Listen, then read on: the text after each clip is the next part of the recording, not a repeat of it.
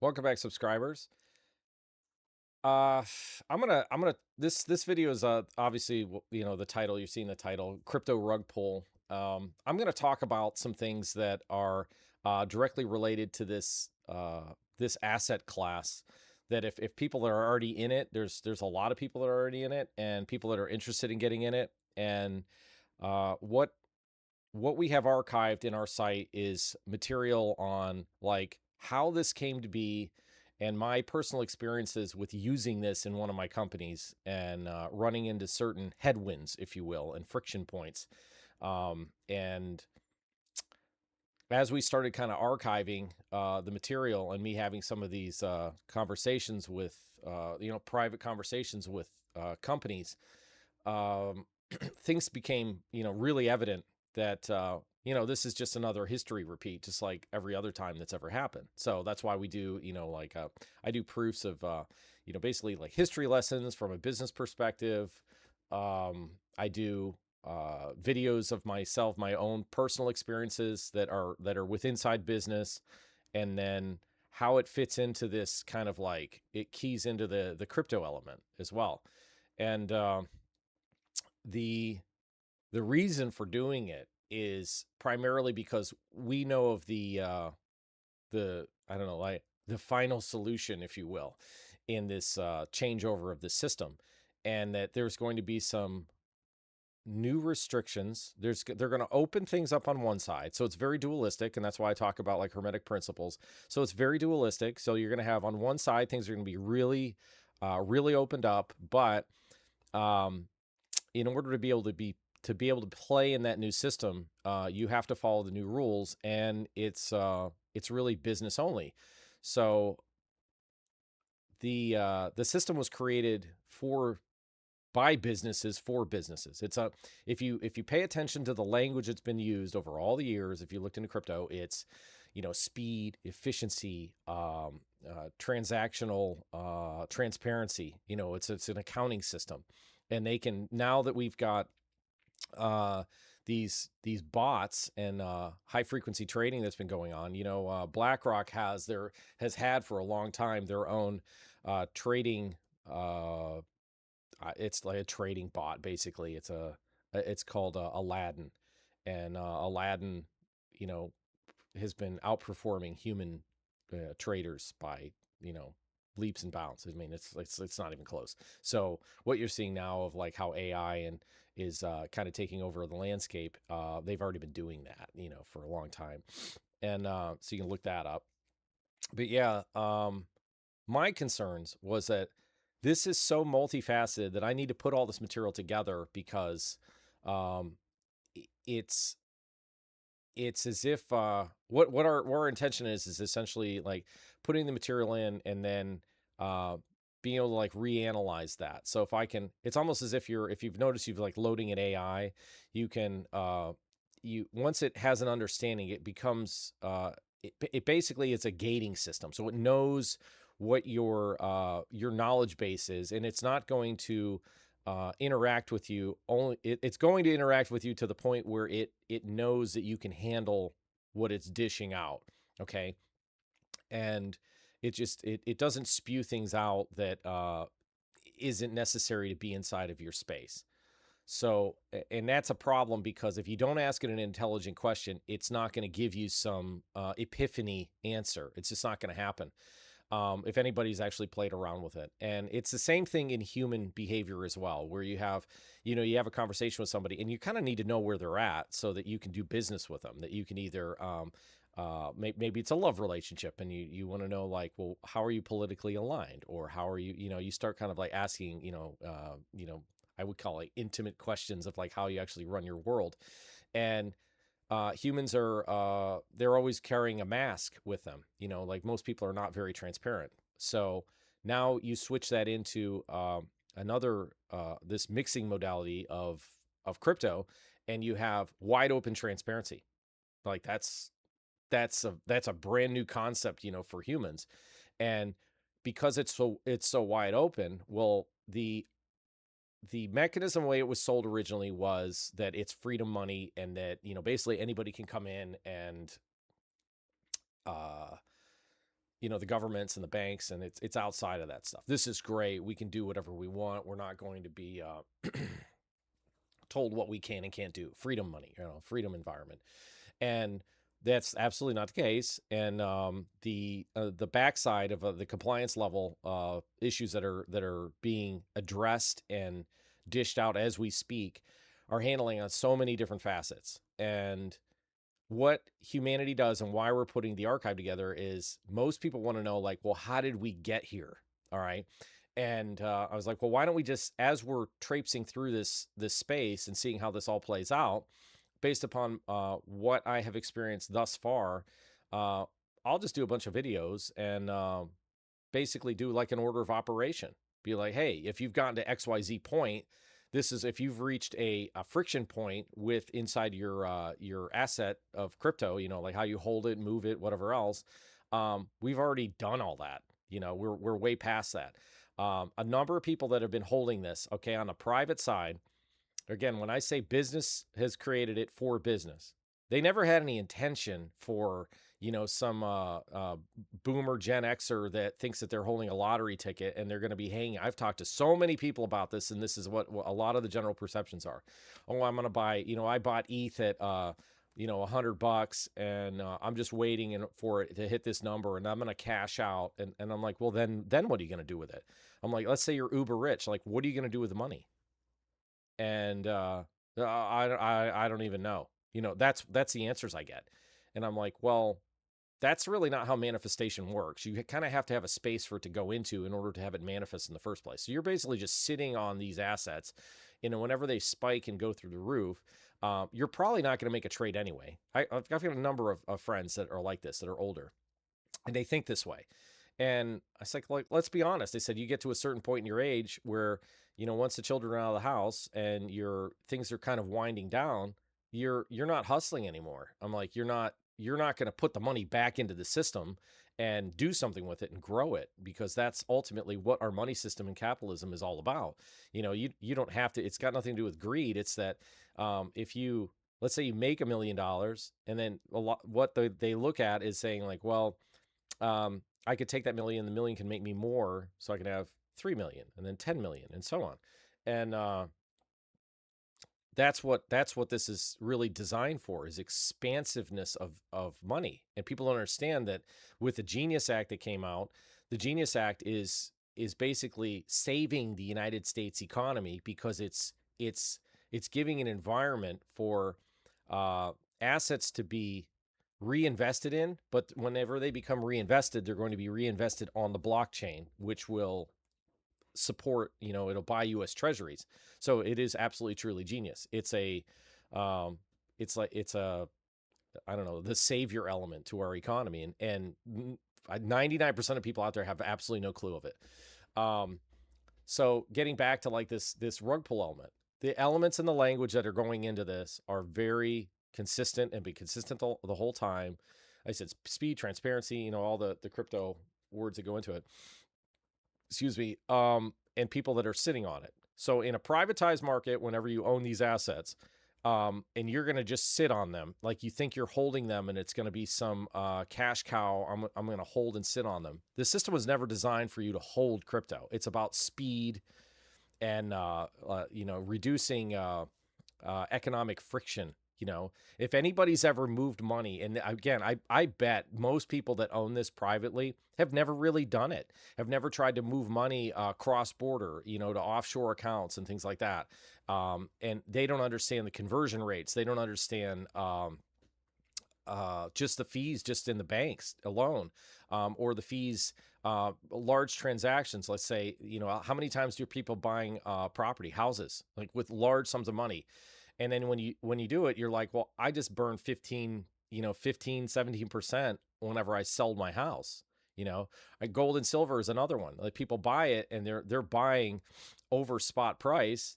And gold and silver is traded basically like the fees that are associated with gold and silver to buy, if you're buying physical, is very similar to a house. So you're losing a ton of money. If you buy and sell a house, you do it like 2 transactions and say like, ultimately you're going to lose 15, 20%, across the board, depending upon how it's set up. And that's like, you're going to have to wait a really long time to be able to make your money back. And people don't think about that. Well, crypto is set up exactly the same way, only the fees are a lot cheaper so that the transactions can happen faster. And that's the whole reason behind it. It's basically like owning a house. If I have a $500,000 worth of Bitcoin, I can move that and transfer it into another asset and then back out and do swaps. And I'm not having to accrue this huge amount of cost, like with a house, And if I do that with trading, with stocks, with equities, there's all the trading fees. You have the brokerage fees. Whereas where I'm doing is I'm trading. It's like an FX swap. It's a currency swap. That's what crypto really is enabling you to do. Is move it from one digital asset class to another digital asset class. And I don't necessarily have to have I can do it through a swap network. I don't have to use a broker, right? And the fees are like super cheap. So if you knew the old system and you come into this system, you're like, holy shit, wow, this is really great. I can move this. It's really fast and cheap, and this is really cool. And that's the excitement. But the people that are private that own it, they're not moving shit. And be like, well, okay, if you're not using it for what it's for, then why would you think that they would allow the system that they're putting all this energy into behind the scenes, creating federal legislation and so on? Why would you think that you're going to come out of it in a winning position, if you will? All right. And from what I've seen so far is the rules that are coming into play is that you have to have basically corporate ownership of these tokens, so you can control them. But a company, like you can open up an LLC. Your company has to be the one that actually has real ownership of it.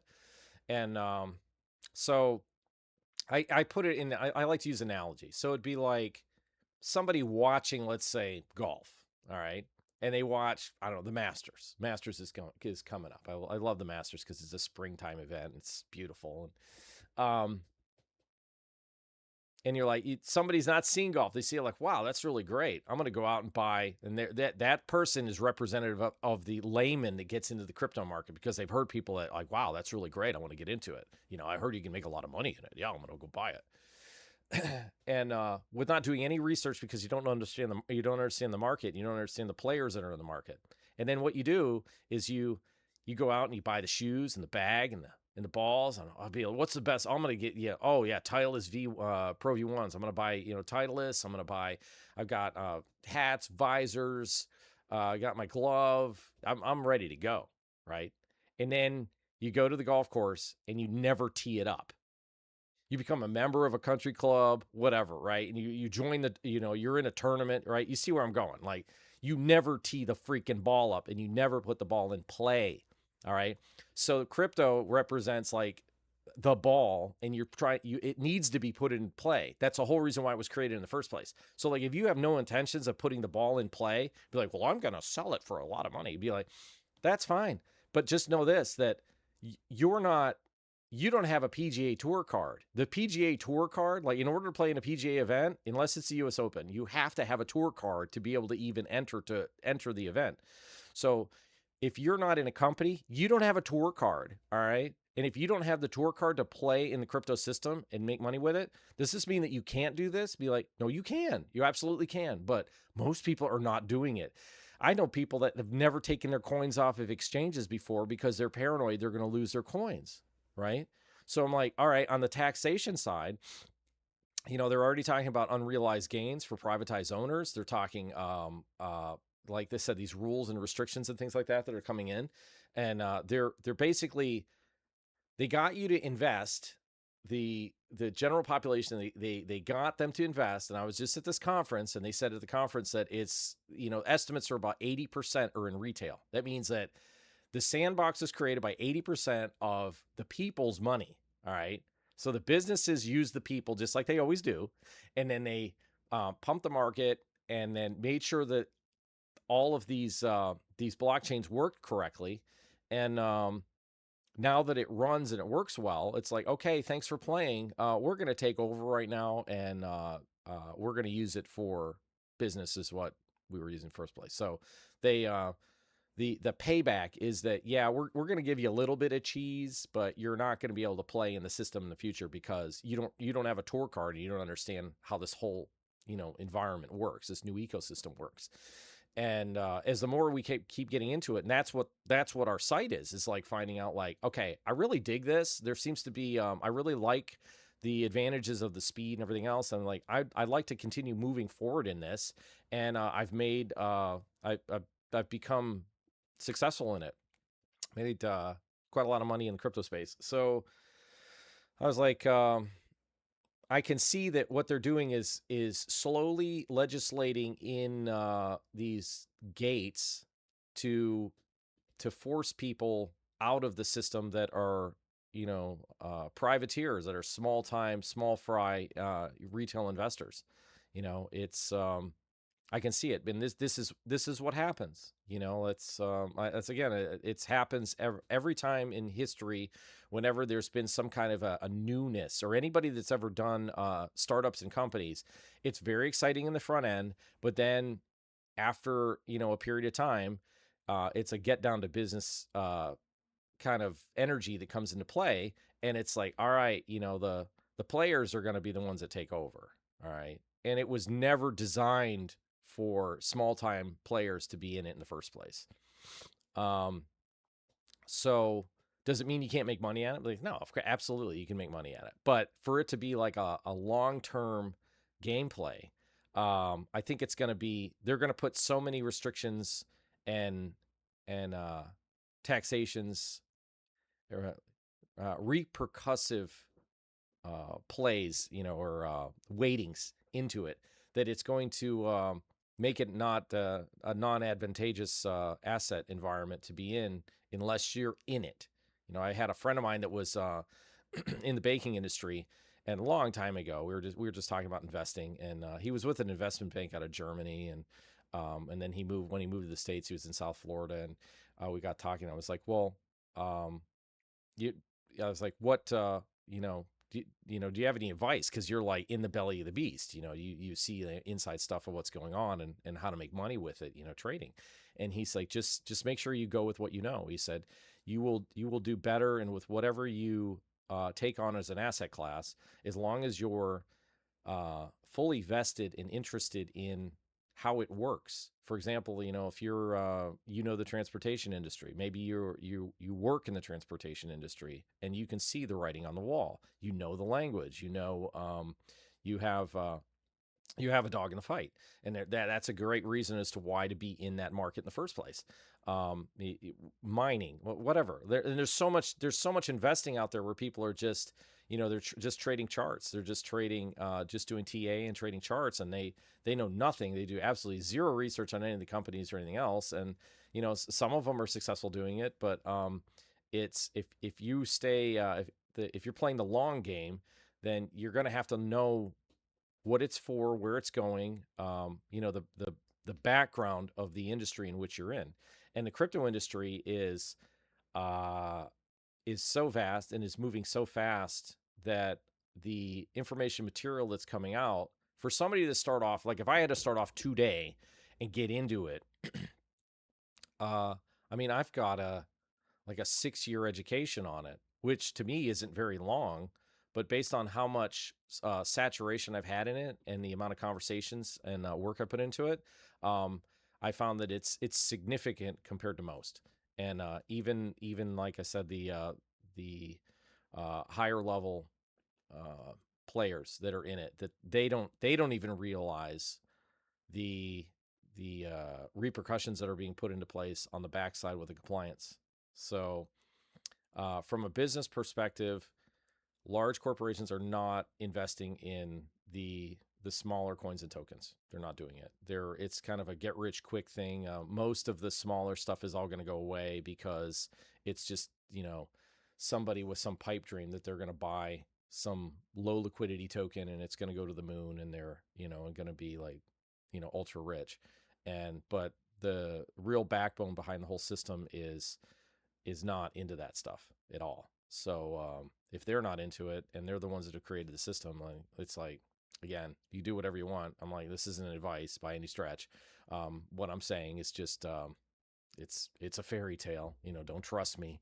You know, but they're just things that I've noticed, and the relating back to how the system is set up for businesses are the regulation elements, and there is there's some things and elements that have come into play to me that unless it happened to me, I never would have known about it. I never would have looked into it and know what I know unless these things actually happened to our business and me playing in the system. And that's what the inside of the site basically explains, because um, my experiences were uh, they were really, really heavy. I had a lot of money on the table, and the pushback that I was getting, because it's a personal experience, like I'm keeping it private, like I'm not putting it out public, because you know these platforms, the digital platforms, allow us to be able to do that, and um, it's it ends up being like a backbone to what's coming in the future inside of this space. All right, so ultimately the crypto has to be able to be available. It has to be able to be used for the system. It's just software. All right. So if you went out and bought a truckload of, this is in the old days, if you went out and bought a truckload of Microsoft operating systems, Windows XP, let's go with that, where you could still buy it on a disk, like a CD, and load it. All right, if you bought a tractor trailer load of Windows XP, and that represents a coin, let's say a token, a crypto token, and you left it on a container, and you never touched it because you're like, I've heard in the future that Microsoft is going to be absolutely worth a ton, so I'm going to just buy the disks and the operating system. And then that way, it's exactly the same thing. And then that way, whenever I sell it in the future, I'm going to be super rich, right? Not knowing that the technology is continually changing, and that Windows XP, be like, if you could, hold your crystal ball and be like, oh, well, now they're using Windows 11. Well, where's that Windows XP? Oh, that's like, they're not even using it it's not being used. So my container isn't worth anything. Be like, exactly. Crypto is exactly the same way. All right. But if you never put the ball in play, and you never take that Windows, the Windows operating system, and you don't sell it to other people, you're going to lose. And that's where they're betting on it. They just wanted you to make sure they wanted to use the population to get the thing running, to make sure it's running. And they're going to do it on the backs of normal citizens, which is the way all the systems have always run in the first place. So anyway, that's probably the majority of it. When I woke up, every morning I do I have a morning meditation that I've been doing, and I wouldn't say it's like a traditional meditation where I'm like in the lotus position, sitting on the floor, and that's not how I do it. I basically just, I wake up in bed, and then I don't open my eyes, and I I just stay in that theta brainwave state for a period of time, and if I have questions the day before, and like resistances or something, like friction points, I get answers like really quick. And this has been a very a huge elemental successful thing for me. It's almost like brushing my teeth. Like I've been doing this probably for about the past uh 10 years religiously, once I realized like what it was, and like how to use it. um I thought that everybody else was using it, but I didn't know that it was because I wasn't like I grew up as a Catholic, so we didn't have any I didn't have a background in like Eastern mysticism or anything like that. So it's not praying, it's just like receiving information. Like I'm open to the ether. All right.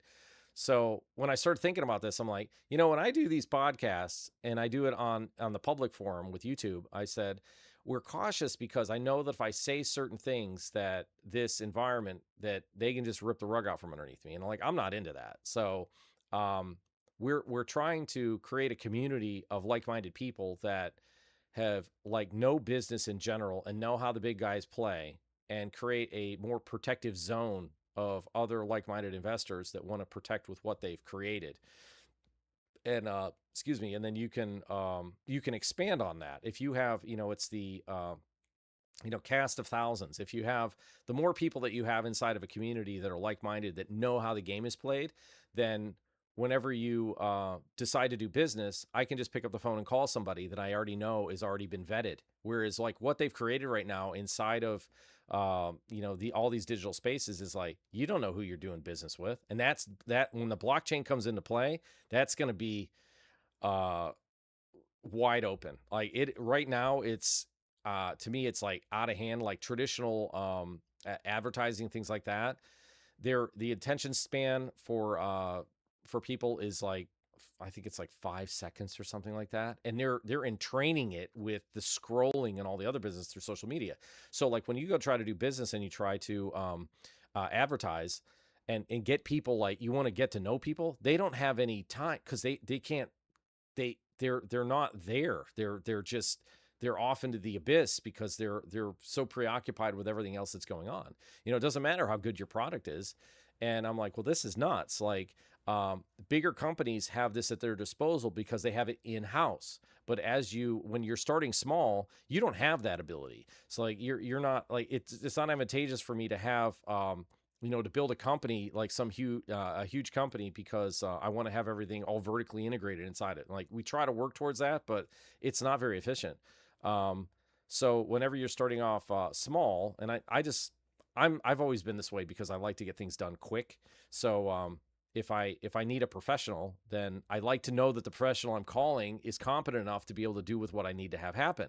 And as you start moving in business, you want to be able to pick up the phone and know like I've got a friend on the other side that is going to follow through. It's not going to some help desk. Like you get somebody direct. So like you want software created? Oh, I know 2-3 people that create software. All right. Do you know people that are accountants, lawyers, so on and so on. So it's a networking environment, and but it's not open to the public because I want it clean. I want people that are of like-minded that know how the system runs and they know how difficult it is to be able to have you know they know the friction points and they've seen it over the past say 15 to 20 years, that they've seen that there's uh, a dissipation of this camaraderie in business. That if you're trying to find somebody, in the old days you just look in the yellow pages and then you'd have people that were local, but now with the internet and everything's pushed over the internet, now it's international. And you make a phone call to somebody and you find out, well, they're in Montana or they're in Indonesia or they're whatever else, and you're like, well, when you're trying to do local business, there's a specific culture inside of where you're doing that business. And people that are like, if I do business in Raleigh, Durham, I want to have other people from Raleigh, Durham that are doing it, right? That you find out that if I have somebody that is in Indonesia, they're not going to understand the intensity, or the culture, social elements of that space. So it doesn't, local business stays local, and it's they there's like a lot of infiltration and stuff, and you end up wasting a ton of time in trying to find people and networking and being in investment opportunities. And with the blockchain, that's where I started looking at RWA. I'm like, wow, this is super powerful. But the problem is I don't know who I'm investing with. All right, because anybody can put these tokens on. I was like, oh, we need to have a privatized network where we have other people that are interested in RWA, and then we're able to basically kind of keep it in the family. Like if you want to do crowdfunding, well, why don't you go with other people that that are inside of a network that are, of the same like-minded space? That that if I go out, you're doing business blind. Basically, all the crypto, the way that the new system is that people don't know is like that system is blind. Like you put a smart contract out, anybody can pick it up. It's a contract. It's no different than somebody buying or selling equities in the market. It's exactly the same way. But now you're talking about real estate. You're talking about like investment property. Maybe it doesn't matter to you, but it kind of matters to me. Like I want to know that my investors are if things don't go well, I want to be able to pick up the phone and be like, hey, make me feel soft and gooey and tell me that everything is okay. That I don't need to just go, run to the exits just because there's a problem, so I can pick up the phone and call and find out like what's actually really happening on that asset. That's super powerful. So anyway, that's basically what we see, and it's in its infancy, and I know it's going to take a lot of time to build it, but it's a security element. It's like an insurance package to be able to have essentially a digitized Rolodex, and for other people to come in and then archive the material to teach them how this new system and the compliance rules and things like that work. Because from what I've seen, it has a lot of headroom for being incredibly lucrative, for sure. And there's a reason every time that they launch a new system, just like what I just had said about the privatized side on crypto, they make it lucrative on the front side. So for businesses, on the next level of the crypto space, they're making it advantageous for businesses as well to go into it to basically pump the system. So if you have the your tour card, and like the necessary hoops you have to jump through in order to be able to have that tour card and play in the crypto space as a corporation, um, then yeah, you'll be able to capitalize on it. As simple as that. So yeah, our interest is it's mostly for us. So if people are like outsiders and you just want to be a fly on the wall, you can do it, but I can keep it private so I can keep this material out of the midst of distortion elements that are inside the markets, out of the social spaces, because it's an absolute shit show. I mean, the amount of material that is out there, I'm finding, like I said, it's this huge echo chamber that you don't get any real solid information on what to be doing. Are people actually, it's just a facade that people are doing these videos, and you don't really know if they're like real humans, and it's nuts. And then you're following the Piper's calling you to join them. So that type of behavior that happens in business, it paralyzes money. So, and people will not move because they are afraid. And it's a mechanism that is used against humans so that you don't have a successful life. So if you can get out and actually mix with people and talk with them and know that they're in a safer community environment, that you'll find out that that material is worth, it's priceless. There's a difference between in colleges, when you go to college, that the people that are on campus, they're all for a specific reason, right? And that whenever you run into somebody, that you kind of have similar goals, right? And then as you move further on, then it goes into the next subcategorical environment for people to be communing, and so on and so on and so on. And then that's basically what this space is that the crypto space is going to be so vast, and there's going to be so many different facets that are to be able to make money and be prosperous in them, but nobody knows how to do any of it. From what I've seen, to be like, well, just tell me what I need to do. Be like, okay, well, we have that behind the scenes, and I'm not. It's proprietary to our company. Our company owns it because we've done it. So I'm like, I'm not putting this shit out for free. You're crazy. It's taken me, as I said, years and a lot of time to be able to put this kind of plan together, and seeing this kind of writing on the wall. But the way I'm setting it up, it's not a money grab. I've said, I'm like, if someone wants to come in and you have something to add, and you want to be part of the networking group, let's do a video. Like, I just want to know your business history. Like, well, how did you get involved in crypto? How did you, what's your 9 to 5? What do you do for, I don't call it work, I call it activities. So what do you do for your 9 to 5 activity? What's your motivation? What are your goals? Things like that. And I want to know what people are doing privately, and then we could keep that out of the public sphere, because it's nobody's business. We're doing business. Now I want to know, like, I'm making friends and networking with people, and be like, well, just like, tell me what's going on. I'll tell you what I'm doing. It's fine. That's what's all disclosed in the site. But when we start doing networking, somebody knows somebody that knows somebody that knows somebody. Like, it's that, whatever it is, 6-7 degrees of Kevin Bacon thing. But some of us are a lot closer to the top of the spear than others, and we can get things done a lot faster because we have connections to people that are connected, and they don't understand the history on how they run business, and take advantage of situations. Like, this is all set up, and they're holding it back so that the the big money players can go in and just sweep it up and just get as much as they can, as much inventory as they can before the cat's out of the bag. And I'm like, well, I just want like a little piece of that. I'm like, this is a really exciting time in human history because this only happens like every maybe third generation. And something this large is uh, it's worldwide. Most of the time it's localized. It's a localized event that happens, that the money changes and things like that, or the system of business changes, so on and so on. So yeah, it's exciting times. So yeah, yeah, I'm just going to cut it off now. I think I've ranted enough about this that there's a lot of seriousness that's involved in this, because I said people that are just sitting on these assets in a personal environment, um, they there isn't space for you in the future, based on what I've seen.